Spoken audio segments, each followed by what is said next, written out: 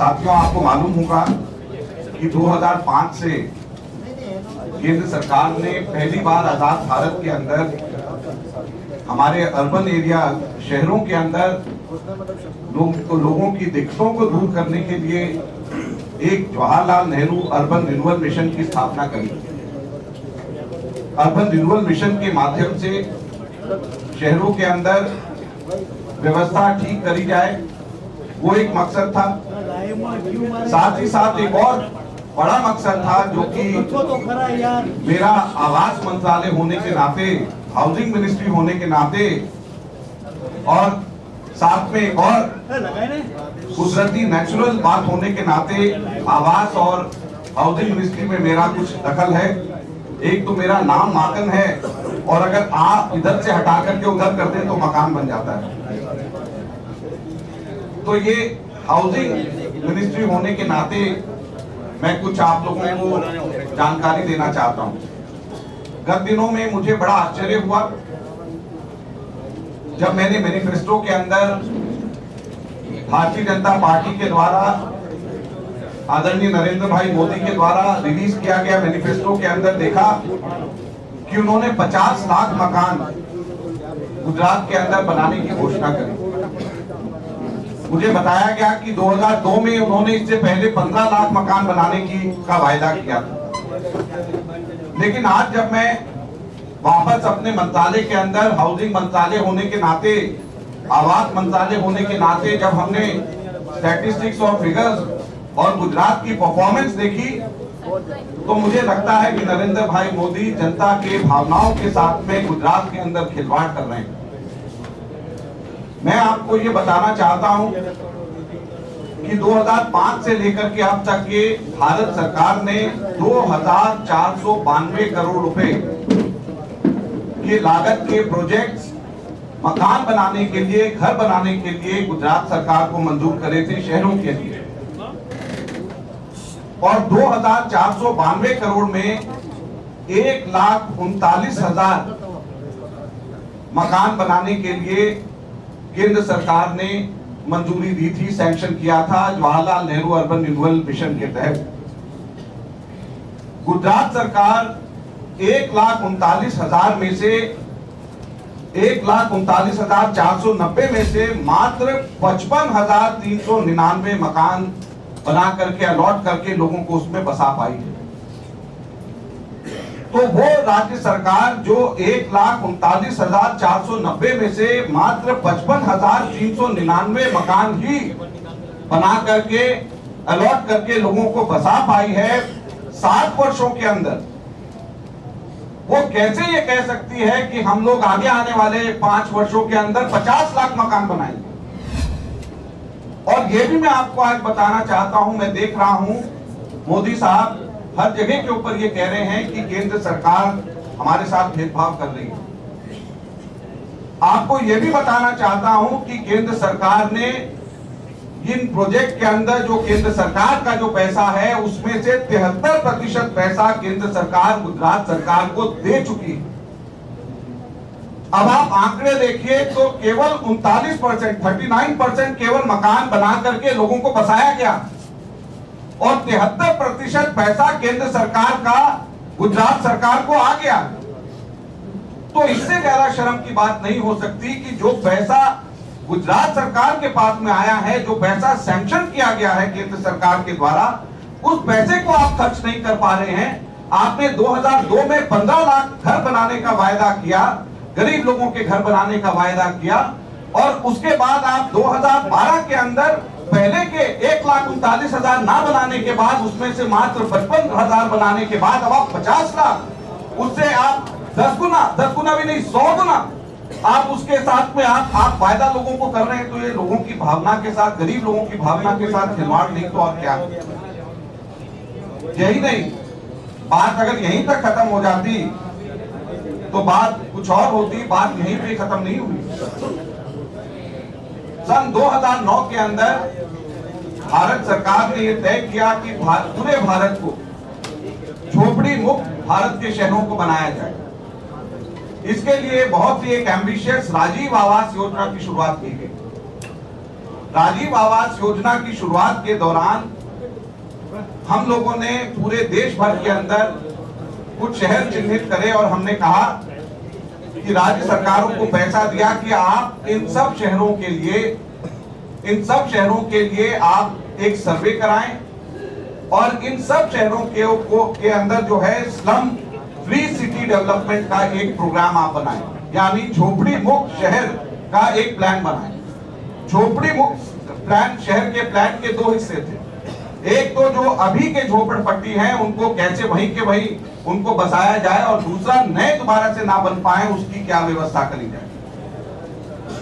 दोस्तों, हैरानी की बात यह है कि मार्च 2010 में केंद्र सरकार ने गुजरात सरकार को 8 शहरों के लिए यह कार्यक्रम चलाने के लिए पैसा दिया और वो शहर हैं अहमदाबाद, सूरत, वडोदरा, राजकोट, जामनगर, भरूच, भावनगर और पोरबंदर।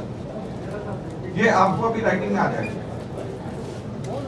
ये 8 शहर के लिए मार्च 2010 में पैसा दिया गया कि आप इसका प्लान बनाइए और राजीव आवास योजना के अंदर 5,000 करोड़ रुपए की व्यवस्था करी गई कि जो राज्य राजीव आवास योजना के तहत पैसे लेना चाहते हैं वो अपना प्लान बनाएं। प्लान बनाने के बाद प्रायोरिटीज तय करें और प्रायोरिटीज तय करने के बाद केंद्र सरकार के पास आए और पैसा दिए। दोस्तों, आप हैरान होंगे कि मार्च 2010 हो जाने के बाद अब ये 2012 खत्म हो रहा है, 2.5 साल लगभग हो गए। जो सरकार और जो नरेंद्र मोदी साहब ये कहते हैं कि हम 50 लाख मकान आगे बनाएंगे 2.5 साल के अंदर, उनसे प्लानिंग झुग्गी झोपड़ी लोगों के लिए, गरीब लोगों के लिए उनको कैसे बसाया जाए, कैसे उनकी व्यवस्था कराई जाए, उसके लिए प्लानिंग भी उनसे अभी तक तैयार नहीं हुई है। मकान बनाने की बात तो आगे दूर की रही। यही नहीं, हम लोगों ने राजीव आवास योजना के अंदर डिमांड ड्रिवन ये स्कीम बनाई कि शहरों को जो राज्य इसमें आगे बढ़ करके प्लान बनाएंगे, पैसा मांगेंगे, केंद्र सरकार उनको पैसा देगी। अब इसमें भी भेदभाव की बात कर सकते हैं कि भारतीय जनता पार्टी के इसलिए हमने नहीं किया। तो जब आप भेजेंगे ही नहीं प्रपोजल तो हम करेंगे कैसे? जब आप प्लान बनाएंगे ही नहीं तो हम करेंगे कैसे? लेकिन उससे भी बड़ी बात यह है, आपको बताना चाहता हूं, आप आश्चर्यचकित होंगे। जैसे मैंने कहा कि ये डिमांड ड्रिवन प्रोग्राम है।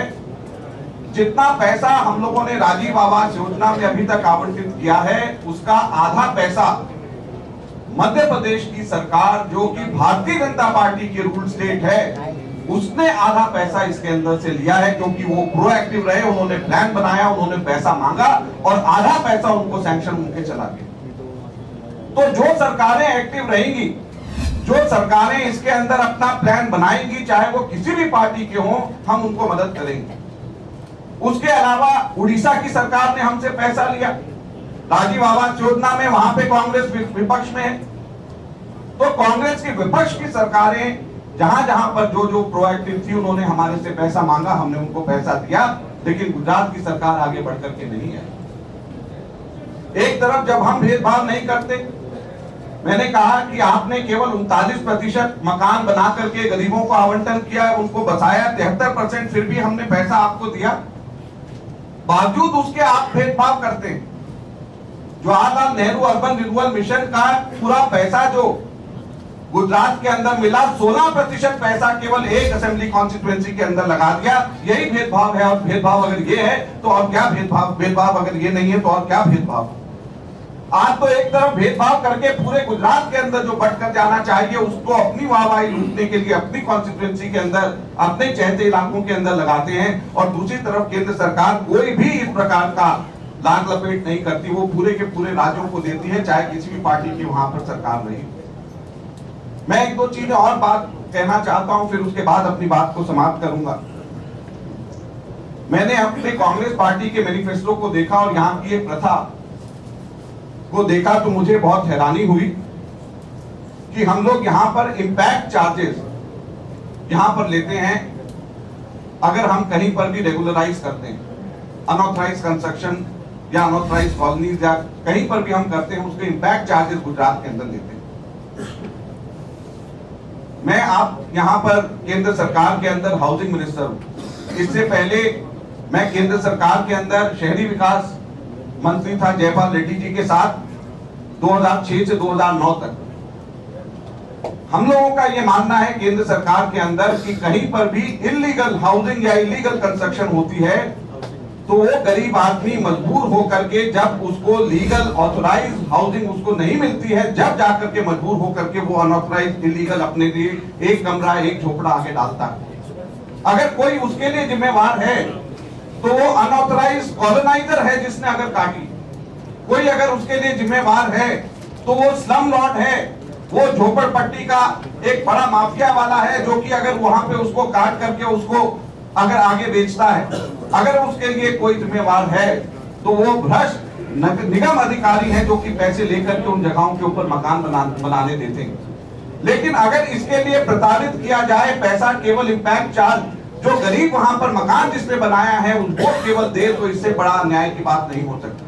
और इसीलिए 2007 नवंबर के अंदर दिल्ली के अंदर, क्योंकि दिल्ली में लैंड केंद्र सरकार के पास में है, दिल्ली के अंदर उस वक्त हम लोगों ने, जो हमारी केंद्र सरकार के कैबिनेट ने नवंबर 2007 में फैसला किया कि जहां पर जिन राज्यों के अंदर, केंद्र शासित प्रदेशों के अंदर लैंड केंद्र सरकार के पास में है, दिल्ली खास तौर के ऊपर, वहां पर गरीब अनऑथराइज्ड कॉलोनीज के अंदर बगैर इंपैक्ट चार्जेस लिए वो अनऑथराइज्ड कॉलोनी सीधे के सीधे रेगुलराइज करी जाएगी, कोई उसका इंपैक्ट चार्ज नहीं दिया जाएगा। ये केंद्र सरकार ने फैसला 2007 में लिया और यही बात हमारे मैनिफेस्टो के अंदर लिखा हुआ है कि हम लोग इंपैक्ट चार्ज को बहुत हम लोग कम कर देंगे अगर हम लोग सत्ता के अंदर यहां पर आएंगे।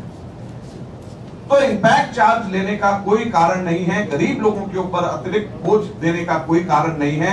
यह ड्यूटी, यह कार्य सरकारों का होता है, स्टेट की यह ड्यूटी होती है कि वो अपने गरीब लोगों को सारी की सारी सेवाएं मुहैया कराए। यह ड्यूटी जो है ये सरकार की है, सरकार इससे अपने आप को पीछे नहीं हट सकता है, यह सरकार को कार्य करना है।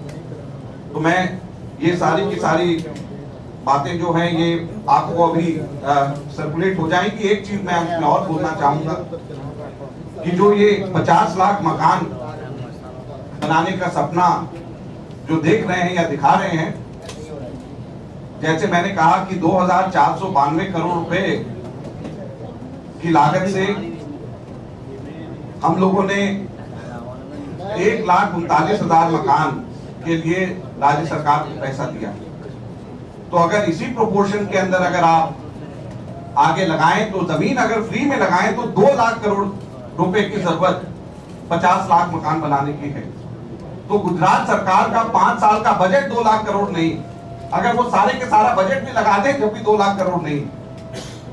तो इस तरीके की बातें करना जिससे कि जनता गुमराह हो, मेरी समझ से ये नरेंद्र भाई मोदी जैसे वरिष्ठ राजनीतिज्ञ को शोभा नहीं देता और जनता के सामने सारी बातों को स्पष्ट रखना चाहिए। खासतौर के ऊपर एक ऐसी सरकार जिसकी अपनी परफॉर्मेंस इतनी खराब रही हो कि जो पैसा मिलने के बाद मात्र उसमें से 39% आप बना पाए, 55,000 कुछ बना पाए, 15 लाख का वायदा किया था उसके जवाब देने की जगह अब आप सीधे के सीधे 50 लाख मकानों की बात करें तो ये एक दुर्भाग्यपूर्ण बात है और जनता के साथ में एक धोखा है।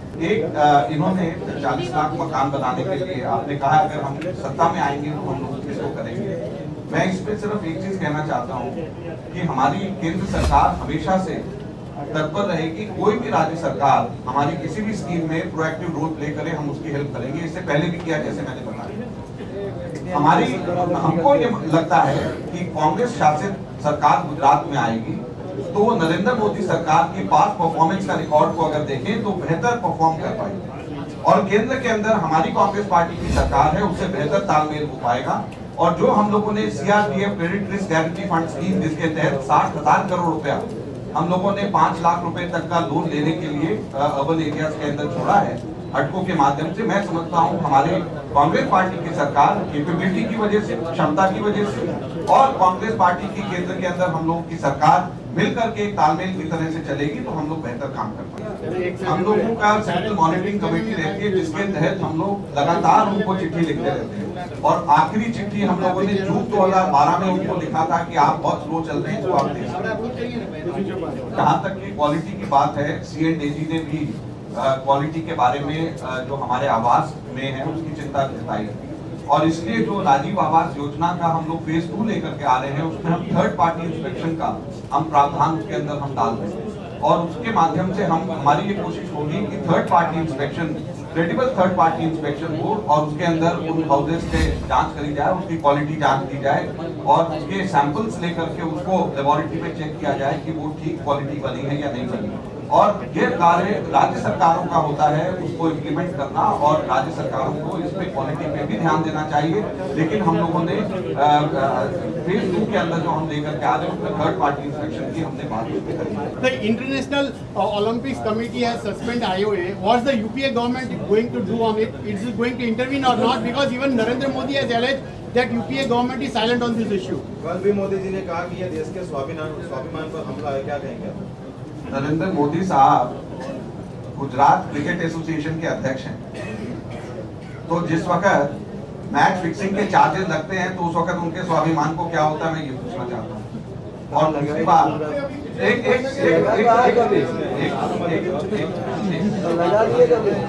दूसरी बात, यहाँ तक कि आईओसी के द्वारा आईओए को सस्पेंड करने की बात है, मैं उसमें सिर्फ इतना कह सकता हूं, क्योंकि अब मैं स्पोर्ट्स मिनिस्टर नहीं हूं, कुछ समय पहले तक, 1.5 महीने पहले तक मैं था जरूर, कि हमारे स्पोर्ट्स बॉडीज के अंदर राजनीतिज्ञों ने जो कब्जा कर रखा है उसका ये नतीजा है। और वो राजनीतिज्ञ हर पार्टी के अंदर मौजूद है, कोई पार्टी इन राजनीतिज्ञों से अछूती नहीं है। और ये स्टैंड मैंने एज स्पोर्ट्स मिनिस्टर भी लिया और मुझे खुशी है कि हमारे वर्तमान के खेल मंत्री भी इस स्टैंड को ले रहे हैं। हमारे खेल बॉडीज के अंदर, स्पोर्ट्स बॉडीज के अंदर सिर्फ स्पोर्ट्समैन ही उनको संचालित करने चाहिए।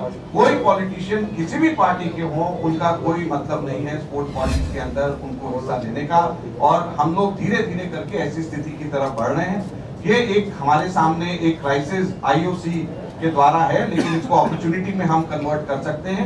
हमारा ऐसा मानना है, हमारी सरकार का ऐसा मानना है और स्पोर्ट्समैन स्पोर्ट्स बॉडीज को कंट्रोल करेंगे। आगे आने वाले समय में हम लोग ऐसा सोचते हैं।